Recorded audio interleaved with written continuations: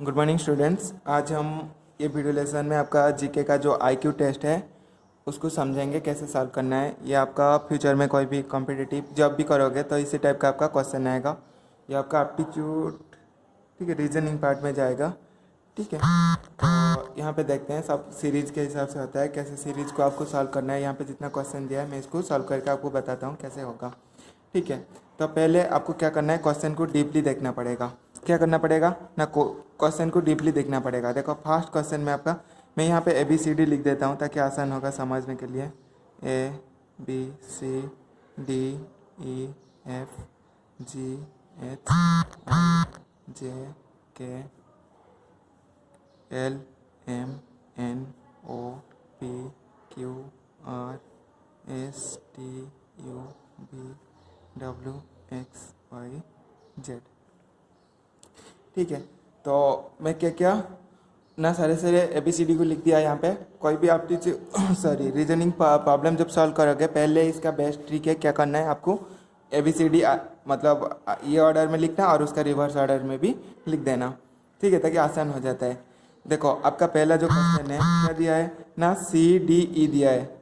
क्या दिया है इसमें, मैं यहाँ पे थोड़ा चेंज करके दिया है, मैं देख लेता हूँ क्या क्या आपको अल्फ़ाबेट सारे मिल रहा है। CDE पहले में मिल रहा है, ठीक है, और सेकंड में क्या मिल रहा है, GHI मिल रहा है, और थर्ड में LMN मिल रहा है, सॉरी JKLM, ठीक है, KLM मिल रहा है। तो आपको क्या करना है ना, देखो CDE होते हैं और F यहाँ पे स्किप कर दिया, GHI फिर J स्किप कर दिया, KLM, तो यहाँ पे क्या होगा KLM, तो आपका क्या आ जाएगा ना, N स्किप हो जाएगा, OPQ, ये तीनों आएगा। ठीक है, आपका जो भी आंसर आएगा क्या आएगा, OPQ होना चाहिए। ये फर्स्ट बात हो गया। उसके बाद सेकेंडली देखना है आपका क्या दिया है ना, CED दिया है। हमारा एक्चुअल में क्या होता है, CDE होता है। तो देखो CED, ठीक है, जो मिडिल में रहना था वो लास्ट में चला जा रहा है। सेम ही यहाँ पे GHI होना था, यहाँ पे क्या दे दिया, IHG। ठीक है, जो आपका क्या है CDE, तो CED दिया। यहाँ पे क्या कर दिया ना, लास्ट वाला को फास्ट में ले आया। ठीक है, लास्ट वाला लेटर को फास्ट में ले आया और मिडिल वाला मिडिल में रहा और ये लास्ट में चला गया। तो सेम ही फिर यहाँ पे देखना है, तो आपका LKM, ठीक है, लेकिन KLM होना था, तो मिडिल वाला लेटर पहले आया, उसके बाद K, उसके बाद M लिख दिया। तो उसके बाद जो है आपका सारे पहले यहाँ पे स्टार्ट हुआ था, उसके बाद वो यहाँ से स्टार्ट किया लास्ट, फिर मिडिल से स्टार्ट किया। तो अभी जो स्टार्ट होगा आपका कहाँ पे स्टार्ट होगा ना, ये 3 हो गया ना, तो अभी जो स्टार्ट होगा आपका फास्ट स्टार्ट होगा, तो ओ रहेगा। ठीक है, उसके बाद इसी टाइप का होगा, तो D लास्ट में चला जाएगा, तो P लास्ट में चला जाएगा, QP होगा। ठीक है, तो ये होगा सॉरी OPQ होगा, OPQ। ठीक है, आपका जो आंसर होगा क्या होगा ना, OPQ होगा। और देखो यहाँ पे भी, और मैं जब बताया था और सेटिंग कैसे कर सकते हो, आपका जो आंसर आएगा कैसे आएगा ना, OPQ से आएगा। देखो यहाँ पे और किसी में भी नहीं है, OPQ किसी में दिया है, एक में है, तो डायरेक्ट भी इसको जब 4 ऑप्शन देखोगे OPQ जिसमें होगा भी उसको टिक लगा देना, क्योंकि ना आपका OPQ से आएगा। ठीक है, यहाँ पे OPQ एक ही दिया है और सब में क्या है, QRO है, ORQ है, NPO है, ताकि ये सब नहीं हो सकता है पॉसिबल, ओनली OPQ होगा, तो इसलिए ये आंसर आपका हो जाएगा। उसके बाद आपका सेकंड क्वेश्चन में दिया है, क्या दिया है ना, B, उसके बाद दिया है F, उसके बाद K, उसके बाद Q, उसके बाद डैश, ये क्या है। ठीक है, तो आपका क्या हो जाता है ना, B के बाद K, मतलब कितना लेटर स्किप किया, 1 2 3 4 5 6 7 8। ठीक है, सॉरी B के बाद F लिखा है, B के बाद क्या है, F है मतलब 3। उसके बाद आपका F के बाद K दिया है, 3 के बाद 4 लेटर स्किप किया है। ठीक है, यहाँ पे 3, उसके बाद 4, उसके बाद K के बाद 5 होगा, 2 4 1 5, हाँ 5 लेटर स्किप किया है। उसके बाद जो आएगा आपका 6 लेटर को स्किप करके आपको लिखना है, क्योंकि बाद 2 4 5 6, तो क्या होगा, आंसर आपका x होगा। समझ में आया? देखो पहला में क्या है, सी डी ई छोड़ के एफ लिखा है, उसके बाद जी एच आई जे, ठीक है, तीन था पहले, तीन थ्री अल्फ़ाबेट को स्किप किया था, उसके बाद चार अल्फ़ाबेट को स्किप किया, उसके बाद पाँच को स्किप किया, उसके बाद छः अल्फ़ाबेट को स्किप करेगा और नेक्स्ट जो नंबर आएगा वो आपका क्या हो जाएगा ना, आंसर हो जाएगा। उसके बाद 3 नंबर में आपका है A F C I dash H O फिर एल टी, ठीक है। तो आपको यहाँ पे क्या है, ए एफ, ए से एफ मतलब 2 4 लेटर स्किप करके लिखा है इन दोनों के बीच में, 4 है।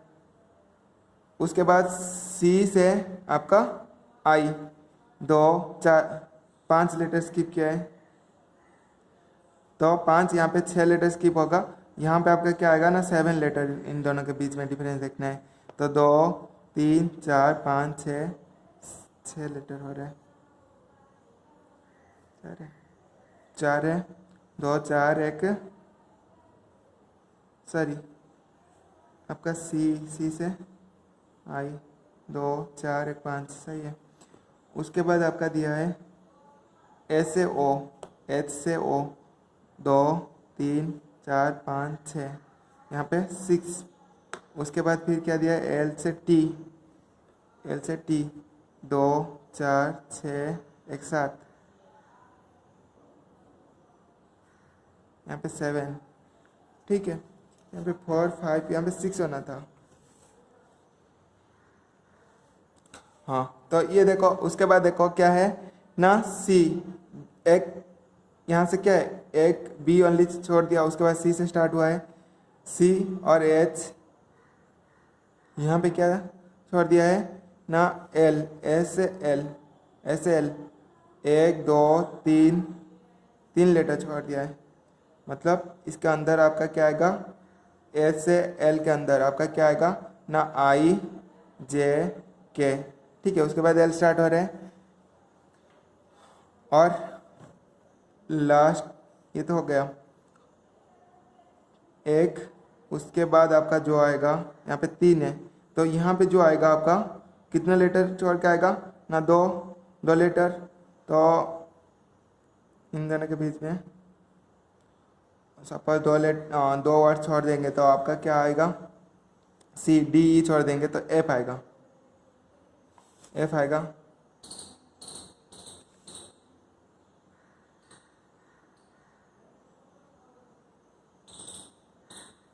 एक ही लेटर छोड़ के दिया है, ओके। एक छोड़ देते हैं, सी के बाद डी छोड़ देते हैं, तो आपका ई आएगा, ठीक है। और ई आने के बाद उसके बाद आपका क्या होता है ना, इन दोनों के बीच में ई से एल 2 4 6, ठीक है। 6 लेटर छोड़ के क्या आ रहा है, एल आ रहा है, यहाँ से ये हो गया ई एल, ठीक है। आपका आंसर आएगा क्या आएगा ना, ई एल आएगा। उसके बाद सेमी यहाँ पे दिया है ए सी एफ जे ओ, इसको मेरे को आप सोल्यूशन करना है, कैसे प्रोसेस इसी टाइप का होता है, सारे वर्ड टू वर्ड डिफरेंट आपको देखना है। तो देखने के बाद उसको क्या करना है, आपको सॉल्व करना है। फिर नंबर सीरीज में कैसे ये सीरीज होता है, नंबर सीरीज बोलते हैं इसको। सेकेंड में क्या दिया है ना 1, उसके बाद 4 दिया है, 9 दिया है, देन 16 दिया है। तो ये 1 का स्क्वायर हो जाता है, 2 का स्क्वायर, 3 का स्क्वायर, उसके बाद 4 का स्क्वायर, उसका जो आएगा आपका नेक्स्ट आंसर जो आएगा, तो 5 का स्क्वायर कितना आ जाएगा ना 25 होगा, ठीक है। आंसर 25 हो जाएगा। उसके बाद 50 40 30 20, तो 10 आएगा ऑब्वियसली, 10 10 घट रहा है ना। 50 के बाद कितना लिखा है, 40 लिखा है, तो 10 घट गया, ठीक है 10। फिर 40 के बाद 30 लिख रहा है, तो 10 गया। फिर यहाँ से 20 लिख रहा है, 10। फिर यहाँ से जो जाएगा नेक्स्ट जो आंसर है 10 जाएगा, तो क्या देगा, तो 10 बचेगा, तो आंसर इसका क्या हो जाएगा ना 10 होगा। फिर वहाँ पे दिया है 1, फिर 8, देन 27, देन 64। देखिए 1 का क्यूब होता है, देन 2 का क्यूब होता है, देन 3 का क्यूब होता है, देन 4 का क्यूब होता है। तो नेक्स्ट वाला जो आएगा 5 का क्यूब हो जाएगा, 5 125। मतलब क्या है, क्यूब मतलब क्या आता है ना 3 टाइम्स। आप अभी जो एक्सपोनेंट पढ़ रहे हो उसमें क्यूब रूट है, ठीक है, और क्यूब भी है, ठीक है। कोई भी नंबर का क्यूब मतलब क्या है ना, एक्स का क्यूब सब पर डिटरमाइन करूँगा, एक्स को एक्स इंटू एक्स 3 बार मल्टीप्लाई करूँगा। तो सपोज एक्स क्यूब का क्यूब रूट करूँगा, ठीक है, इसको क्यूब रूट बोलते हैं। इसको रीड करने के लिए यहाँ पे जब क्यूब लिख देंगे ये क्या आता है ना, क्यूब रूट होता है। ठीक है, इसका मतलब क्या आता है ना, x into x into x. तो 3 बार से मैं क्या करूँगा ना, एक लूँगा, 3 का पेयर में एक पेयर को मेरे को लेना है। इसका आंसर क्या आ जाएगा ना, एक्स होगा। ठीक है, सेम ही जब स्क्वायर रूट हो रहा था यहाँ पे क्या हो रहा था ना, एक्स स्क्वायर लिखा जाएगा। इसका मतलब क्या है, एक्स इंटू एक्स। तो 2 बार से क्या है ना, मेरे को एक लेना है, 2 पेयर से एक लेना है, तो एक्स हो रहा था। तो ये केस में क्या होगा, जब क्यूब रूट यहाँ पे 3 लिख देगा तो आपको 3 से एक लेना है, उसको क्यूब रूट पढ़ते हैं और इसको क्यूब पढ़ते हैं। ठीक है, ये जो आंसर दिया है आपका 1 cube 2 cube 3 cube 4 cube then 5 cube होगा, तो 125 आंसर होगा। ठीक है, उसके बाद एक सीरीज दिया है आपका, क्या दिया है, 4 3 दिया है, उसके बाद 5 देन 9 देन 17। तो 3 5 9 17, तो ये तो प्राइम नंबर भी नहीं है, तो इन दोनों के बीच में डिफरेंस 2 है, इन दोनों के बीच में 4 है, इन दोनों के बीच में 8 आएगा। तो इन दोनों के बीच में आपका जो डिफरेंस आएगा कितना आएगा, देखो 2 मल्टीप्लाई करूँगा 4 से 2 करूँगा 8 से 2 करूँगा कितना आएगा 16, ताकि ये 17 प्लस 16 कर दो, जो होगा आपका आंसर हो जाएगा। तो 33 इसका आंसर यहाँ पे क्या आएगा ना, 33 आएगा। 33 है, हाँ सही है। उसके बाद देखो, उसके बाद जो क्वेश्चन दिया है आपका, क्या दिया है ना, 2, 6, 14, 30। ठीक है, तो यहाँ पे आपका क्या है ना, इन दोनों के बीच में 4, इन दोनों के बीच में 8 देन 16 देन जो आएगा क्या आएगा 32 आएगा, 32। तो आपका क्या आ जाएगा ना 32, ये आ जाएगा 62 आंसर होगा। तो 62 मतलब इसका डबल हो रहा है। पहले क्या था, पहले आपका 2 था देन 6 हुआ, तो 4 देन 8 डिफरेंस है, देन 16 डिफरेंस है, तो जो नेक्स्ट वाला आएगा क्या होगा 32 डिफरेंस में आएगा। तो दो इसमें मल्टीप्लाई होता है। तो उसके बाद आपका दिया है which Venn diagram represent the, ये भी बहुत इंपॉर्टेंट क्वेश्चन होता है। इसको कैसे सॉल्व करोगे ना, आपको थोड़ा आपका दिमाग में इसको सोचना पड़ता है। जैसे कभी कभी दे देता है all cows are goat, some goats are cows, तो ये सब सिलोजिज्म प्रॉब्लम्स आते हैं। तो अभी आपका जो बुक में दिया है, क्या दिया है ना, इंडिया। सपोज मैं इसका वेन डायग्राम बनाऊंगा, इंडिया एक बड़ा रह जाएगा। ठीक है, इंडिया बहुत बड़ा रहेगा, और उत्तराखंड क्या होता है ना, एक स्टेट होता है, तो इंडिया के अंदर ही है, तो इसके सर्किल जो होगा अंदर ही होगा, इंडिया के अंदर है। उसके बाद देहरादून दिया है, तो उत्तराखंड में देहरादून है। सपोज मैं बोलूँगा ये केस में, सपोज ये भद्रक दे देगा, ताकि क्या हो जाएगा ना, आपका ऐसे रहेगा सर्किल। सपोज नोएडा लिख देगा, ठीक है, और उत्तराखंड देगा और नोएडा लिखेगा, तो उत्तराखंड ऐसे बन जाएगा। ठीक है, और नोएडा आपको आइदर इसके साथ लिंक हो सकता है, नहीं भी हो सकता है, क्योंकि ना बॉर्डर थोड़ा सा टच किया है, तो ऐसे भी सेपरेट बना सकते हो। ये आपका नोएडा हो जाएगा, ये आपका उत्तराखंड हो जाएगा, और ये आपका इंडिया हो जाएगा। लेकिन ये केस में क्या दिया है ना, देहरादून दिया है। हमको पता है देहरादून क्या होता है, उत्तराखंड का एक डिस्ट्रिक्ट का नाम होता है, तो यहाँ पे आपको देहरादून बना देना है, ताकि ये आपका एक्चुअल आंसर हो जाएगा। ये इंडिया हो गया, ये उत्तराखंड हो गया, ये आपका देहरादून हो गया। Semi teacher, musician, scientist. तो यहाँ पे टीचर दिया है, एक टीचर भी क्या हो सकता है ना, म्यूजिशियन भी हो सकता है, एक भी साइंटिस्ट नहीं हो सकता है यहाँ पे। ठीक है, साइंटिस्ट भी हो सकते हैं, टीचर भी क्या हो सकते हैं, साइंटिस्ट हो सकते हैं। तो इसका क्या होगा ना, सबके साथ रिलेशन वाला होगा, क्योंकि ना एक टीचर क्या हो सकता है, म्यूजिशियन भी हो सकता है, गाना भी गा सकते हैं, और साइंटिस्ट भी बन सकते हैं। एक म्यूजिशियन भी टीचर हो सकता है और साइंटिस्ट भी हो सकते हैं।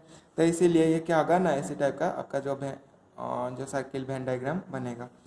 उसके बाद आपका आता है हॉस्पिटल, पेशेंट, नर्स। तो हॉस्पिटल सबसे बड़ा है, इसमें इसके अंदर क्या आता है ना, पेशेंट्स और नर्स आते हैं। एक नर्स भी एक पेशेंट हो सकता है, एक पेशेंट भी नर्स बन सकता है, लेकिन यहाँ पे वो उसको सेपरेट बोल रहा है कि पेशेंट नर्स नहीं है, नर्स पेशेंट नहीं है। ताकि यहाँ पे क्या आ जाएगा, ये हॉस्पिटल रह जाएगा, और पेशेंट और नर्स, तो ये दोनों डिफरेंट रहेंगे। ठीक है, इस टाइप का आपका दिया है।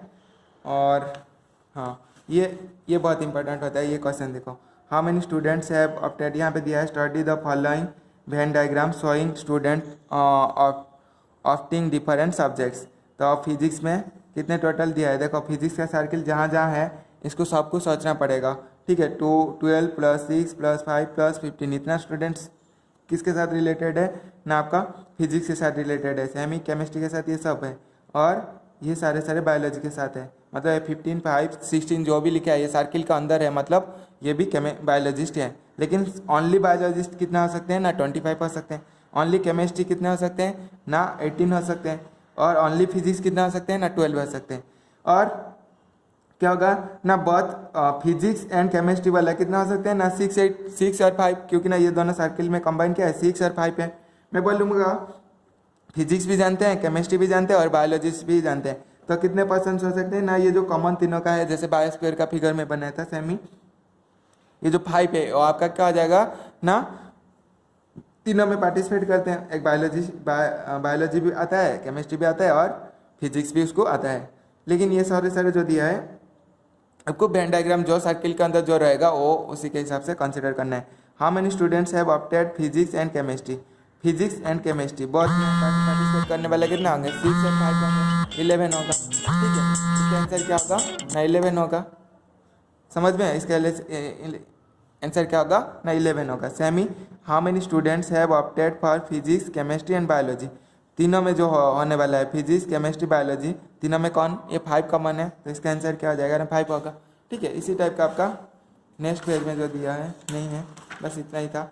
मैं सपोज आपको क्वेश्चन देता हूँ, एक्स्ट्रा क्वेश्चन यहाँ पे, मेरे को इसको सॉल्व करके बताना। How many students both biology and chemistry,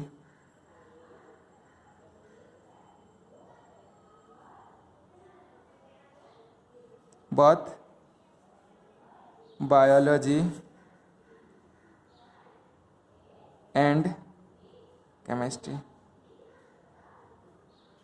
ठीक है, ये वेन डायग्राम मैं बता देता हूँ। 5, 6, 16, 15, 12, 25। ठीक है, और सेकंड क्वेश्चन है आपका हाउ मैनी स्टूडेंट्स, यहाँ पे फिजिक्स केमिस्ट्री और bio, how many students bio. ठीक है, तो इसको भी आपको आंसर करना है। ये 2 क्वेश्चन है, मेरे को कमेंट करके बताना। Thank you.